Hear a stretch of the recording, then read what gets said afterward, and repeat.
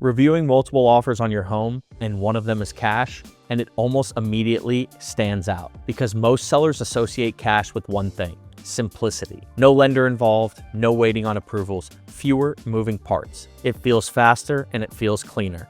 And at a glance, it often feels like the safest choice. But once you slow down the situation and look at it more closely, the difference between cash and financed offers becomes a lot more nuanced. Cash removes one major variable. There's no loan approval process. No underwriting delays, no dependency on a bank deciding whether the deal moves forward. That alone reduces one of the biggest points of uncertainty in a transaction. And that's why cash deals are often perceived as more reliable. Timelines are usually shorter, closings can happen faster, and there are few external factors that can interrupt the process. But removing that one layer of risk doesn't eliminate risk entirely, because cash buyers still behave like buyers. They still evaluate the property carefully. They still conduct inspections. And once they have that information, they still make decisions based on what they find. That means they can negotiate. They can request credits, and depending on how that contract is structured, they can still choose whether or not to move forward. So while cash simplifies part of the process, it doesn't guarantee the outcome.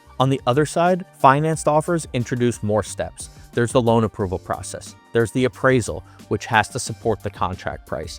And there are specific timelines that need to be met for everything to stay on track. This is where many sellers start to feel uncertain, because now the deal depends on not only the buyer, but also the lender. And that added layer can feel like risk. But a strong financed offer can be just as stable, sometimes even more predictable depending on how it's structured. If the buyer is well qualified, if they've already gone through a pre-approval process, and if the lender is experienced, the transaction can move very smoothly. In many cases, these buyers are highly motivated. They've already invested time into getting approved. They understand the process, and they're prepared to follow through. Another important factor is how well the offer is written, because the strength of an offer is not just about whether it's cash or finance. It's about the details.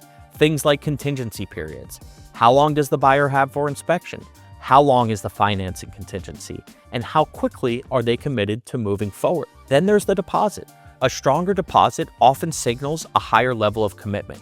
It shows the buyer has more at stake if they don't follow through. Closing timeline also plays a role. Some sellers prioritize speed, others prioritize certainty. And sometimes those two things don't come from the same offer. Flexibility can matter as well. Does the buyer allow for adjustments if needed?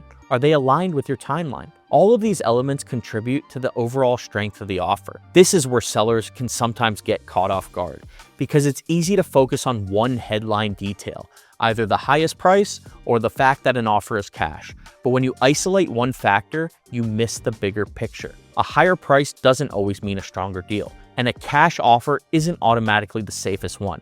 It's about how everything works together. An offer that looks strong on the surface can carry more risk underneath, and an offer that seems less attractive at first glance can actually be more stable when you look at the full structure. So instead of comparing offers based on one characteristic, it becomes a matter of evaluating how each one is built, how many variables are involved, where the potential friction points are, and how likely it is that the deal will move from contract to closing without disruption.